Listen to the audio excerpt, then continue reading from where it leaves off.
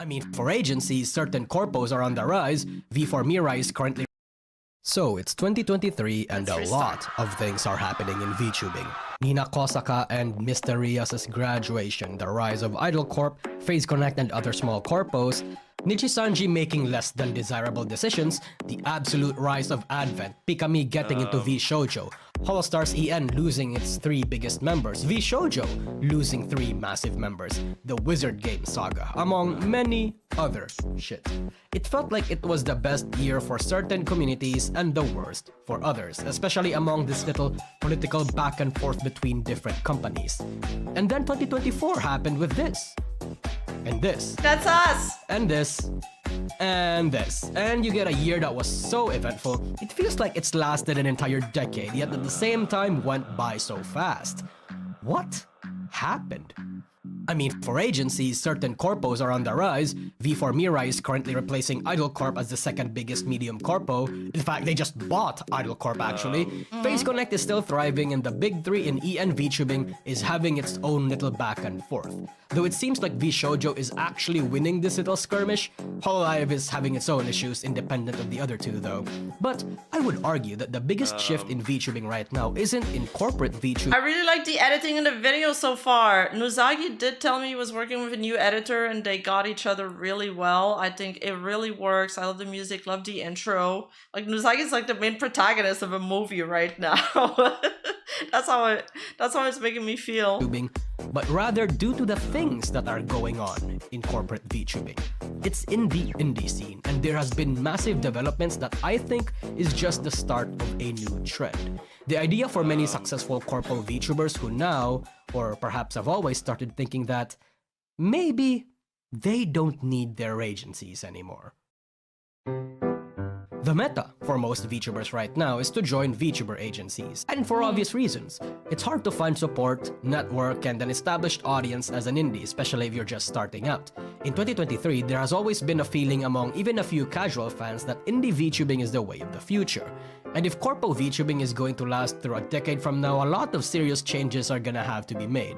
There was really no big agency VTuber that was bold enough to have this change. I mean, one can argue Kason and Rusha were the first to actually make that step by joining V-Shoujo, but Rusha was kicked out, and Kason had very special circumstances that made it feel like she had all the right in the world to quit Hololive. It's really in 2024 that cemented that idea, and the problem is, although this event was more tragic for Nijisanji, even beyond Dokibird, the event may or may have not triggered some ideas with other corpos and other corpo VTubers. I want to tell you one thing though, Dokibird probably wasn't the start of this idea. I think she was just the test subject that validated the idea.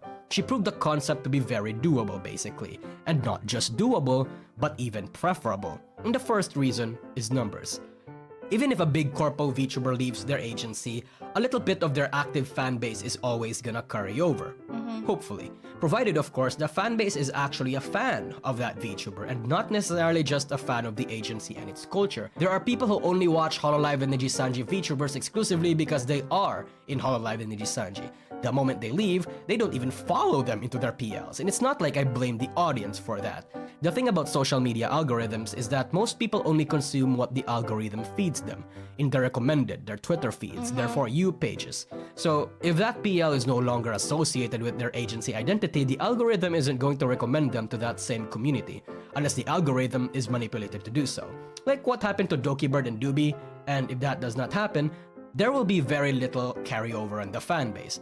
In certain cases, however, the VTubers' new identities can actually be improved upon if they manage to find themselves with their target audience or hit an entirely new audience. For example, most of Nijisanji's EN fanbase are females looking for male VTubers, so automatically, the female members are going to get a debuff. But if a female Nijisanji VTuber manages to find themselves in V-Shoujo or Hololive or becomes a big Twitch indie, you know they're going to get a boost because their target demographic, predominantly males, are going to be in these communities. But again, even if they receive only half of their audience again, money-wise, it's actually more worth it. See, Hololive and Yeah. Disagreements takes 50% of what their talents earn in general. Even if they receive, say, 100 grand in donation revenue, they only receive 35% of that considering YouTube cuts. But even if that same person is able to get like 50k in donation revenue, they get the same amount. Even without the numbers, the lack of the agency cut most of the time I think makes up for the missing numbers. You pile in other revenue sources like direct donations, merch, and sponsorships, and you got yourself in an even more profitable place. Keep in mind, this is an option that's really only available to VTubers with some semblance of clout. Like I said, for most VTubers who are starting from nothing, they have more to gain by joining an agency. This trend is only exclusive to VTubers with a big and loyal fan base. No matter what, agency culture I don't think is ever gonna truly die. Crippled, maybe, but for as long as agencies have something to offer, they're never gonna go away. So if you're a small Corpo VTuber or relatively modest VTuber in a big agency, maybe don't start having ideas. I think Matara left and was a successful case of being a graduated VTuber from a company that ended up getting even more traction after she left to another company. The 50% is huge. It's huge. It's like you're okay with them taking 50% of your revenue cut as long as they make you grow, right? But as soon as you stop growing with an agency, then it becomes not worth it. So that's why, you know, after the VTubers become big, most of the time they're like, okay, well, now I have this fan base, so I don't need them anymore. It just makes sense for them to leave. But if they need to build that fan base, they might want to get into a corporation, or they'll have to put in a lot of resources in themselves as an indie to reach that level. Oi, you! Yeah, you! Hi! If you're not subscribed to my second channel, I don't know what you're doing with your life. So take a moment, press the like button, press the subscribe button, and hit that notification bell on. And thank you so much. I appreciate you. Now let's get back into the video. Yes, unless you're confident that you can stage a coup within your agency and pull a Doki Birdie and revolt. Unless that decision is forced upon you, of course. But while money is perhaps the biggest factor, another factor would probably be contentment. A talent can be unhappy with the agency for a multitude of factors. Maybe the suits up top don't actually know what they're doing. That's crazy. I make a similar distinction in my video too. I make the same one. Like money, people always talk about money, and money is like really important when you have very little of it. But once you are living at a comfortable level, like once your basic stuff is paid out, most people, what they're looking for next is it goes beyond money. It's not once your basic stuff is paid for, you have a roof over your head and you're not worried about the next paycheck, and people start worrying about other stuff, and contentment is a big thing. Feeling fulfilled in a job, feeling security is super important. All of these things, people are now looking for that a lot more than just looking at how much they can make at a job. A lot of people would be willing to take a little bit less salary in exchange for feeling content and feeling appreciated into what they do and feeling fulfilled. And it's stressing the VTubers out. Maybe there are changes in the agency that the talents don't like. And unfortunately, these sentiments are getting common among many big corpo VTubers.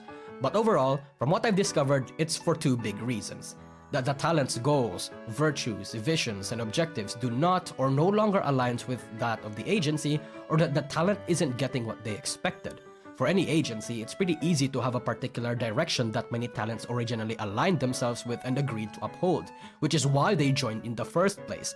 The degree of freedom, the way the rules are handled, even the structure and hierarchy, the money you pay. But when such promises are not being fulfilled or are changed in a way that makes a lot of people uncomfortable, that's when you start having the first sign of trouble. It's inevitable, you see, because VTuber agencies, as they grow, will have to adapt, sometimes in worse or better ways. They have to be much more restrictive if they want more money, need to play off by the rules a little better to not scare off sponsors and other companies, clean themselves up in order to appeal to investors or shareholders, spend more money to even operate. A lot of the old amenities and freedoms may no longer apply. In a way, it's as if big agencies prime themselves to become even more insufferable as they grow, with the only reason people not leaving being the money or the community. And at that point, if a talent has to endure a shit ton of very, very inconvenient stuff just to work, is when it drains the fun out of VTubing. Now that would be fine as long as promises and results are evident though. And of course, the deal breaker depends on what certain talents can tolerate. Maybe the talents are in it because of the legal protection. Maybe the talent just wants to have fun with a group of friends within the agency already. Maybe they're not in for the money. It depends, right? There's no one-size-fits-all answer. That's why such reasons and musts and no's must be established with the agency and talent upon first contact. It's not uncommon to hear stories from ex-corpo who has always wanted to leave for a long time because of whatever reason, or that a certain talent has thought up of graduating. That being said, the other side of this story is that certain talents are difficult to please. Even if agencies are the most professional, logical, and has a good reason to restrict, refuse, or otherwise do anything that negatively affects Oh, a the talent, audio changed again in my headset. VTuber fans, including myself, are pretty much primed to believe the talents almost immediately. And for good reason. You know, most times agencies are ran by weirdos, but sometimes the VTubers themselves are actually being a bastard. We have to remember, we are in an industry where a large portion of VTubers are actually mentally ill, has some sort of chronic disease, has tisms, or has not grown past high school level mentality. Sometimes, making a talent happy is impossible, which is why it's inevitable for agencies to always have one or two unhappy talents, sometimes even more. You can never really make everyone happy after all, but the right thing to do there is that if you can't make a talent happy, you might as well send off that talent in the most professional way possible. But bunnyfucker, what stopped agency VTubers from recognizing the strat of leaving their agencies once they hit it big in the first place? Why did it take the literal bleeding of Nijisanji for people to actually start making their move?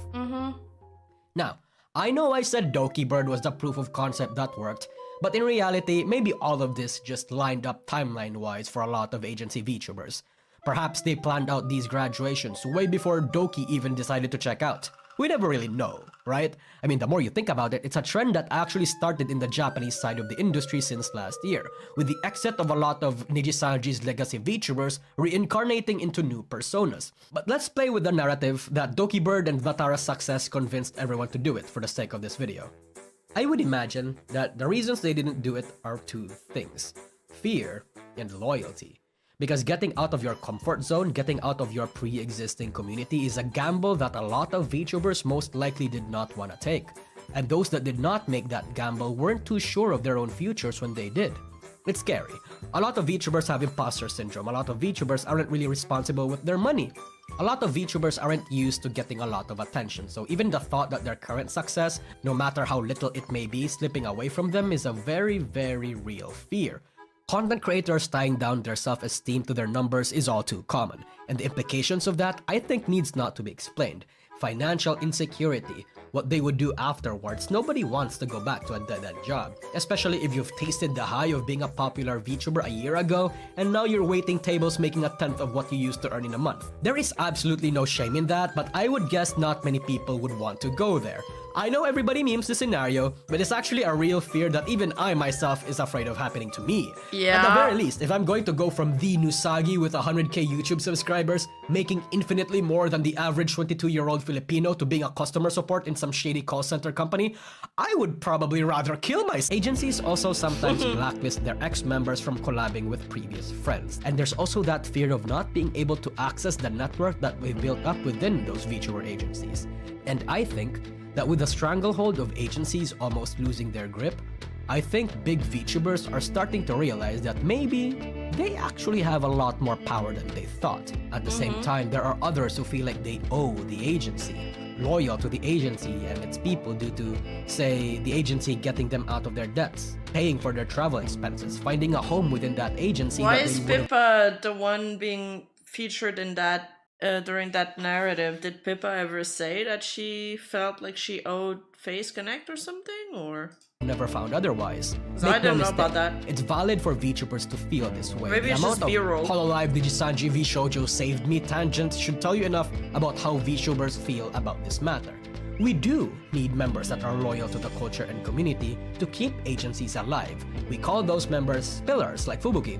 So while there are a lot of VTubers who are really in it for Fubuki. self-benefit, sometimes giving a little back makes you special if you're an agency.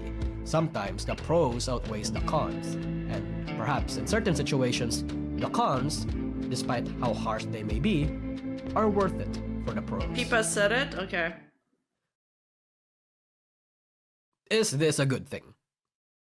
Yes, if you actually like the VTuber.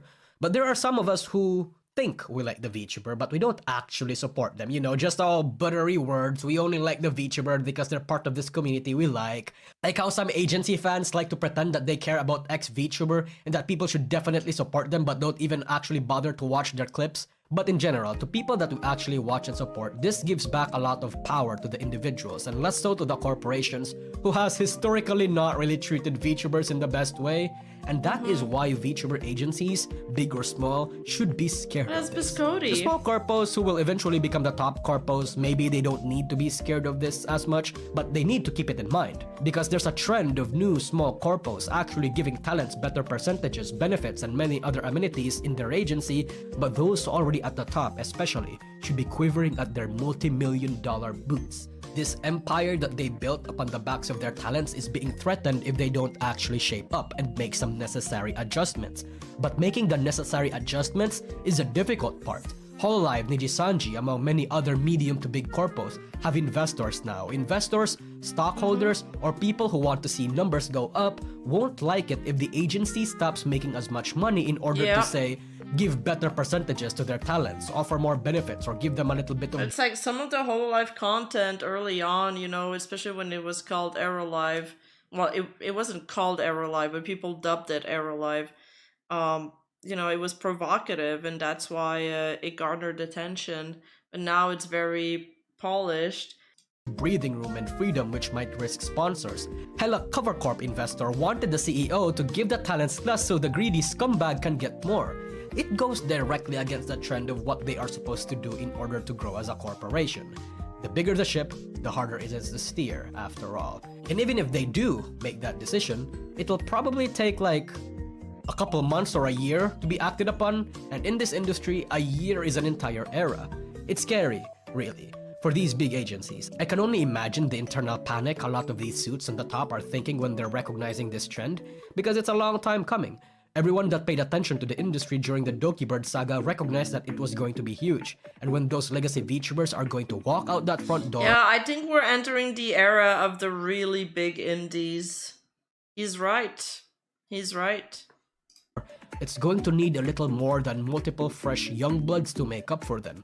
And I think that's their strat. I think these big corpos are going to scramble for the next Gargura, or the next Vox Akuma, the next Suisei, the next Kuzuha, hit that lightning in a bottle once again. There are currently multiple graduated members from big corpos that became indies and seem like they are going to be in it for the long haul and are... I mean, at the same time, big corporation VTubers will remain viable, just like it's the exact same thing that's happening with idol groups, you know, same process. Idol group scouts talents, trains them, shapes them into superstar. Some of them, you know, some of them make it, some of them don't, but the few successful one, they kind of finance they pay for all of the quote-unquote failed projects. That format is more of the Neji Sanji one, by the way. But then, and they just keep on cycling groups over and over again. Then they get another group that's very successful, and they try to catch that lightning in the bottle, exactly what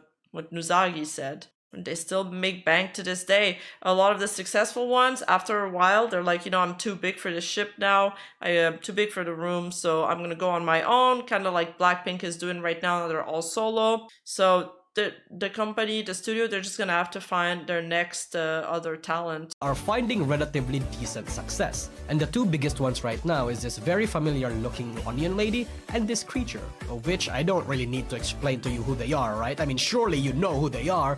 Mind you, these VTubers graduated out of their own volition this year.